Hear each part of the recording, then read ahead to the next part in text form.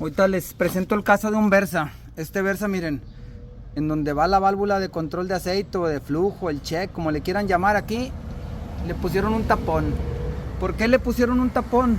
Porque pues me imagino que sonaba, pero pues sonaba porque pues no porque se le cayera la presión, sonaba porque miren el cigüeñal, aquí está una biela, está perfecto, aquí está una biela y está perfecto, y miren esta biela, miren toda la luz que trae, miren, ahí se alcanza a percibir toda la luz, ahí está, toda la luz que trae, 31 milésimas de desgaste.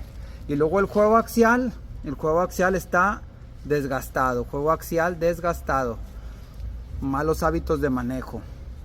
Y luego nos vamos al motor, y el motor está carcomido, con una soldadita queda, van a decir, ¿verdad? Pero bueno, ahí está, carcomido, más carcomido, y por todos lados carcomido.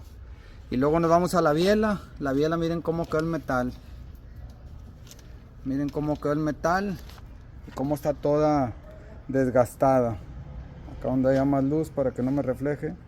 Ahí está, miren la biela brillosa, desgastada, el metal quedó como una navajita de rasurar. Entonces ya vimos desgaste en el precárter, en el cigüeñal, en la biela, el motor carcomido y la cereza del pastel, miren, los árboles rayados. Pues ya, ¿qué más podemos pedir? Este Versa sí le dieron hasta que se lo acabaron. Saludos.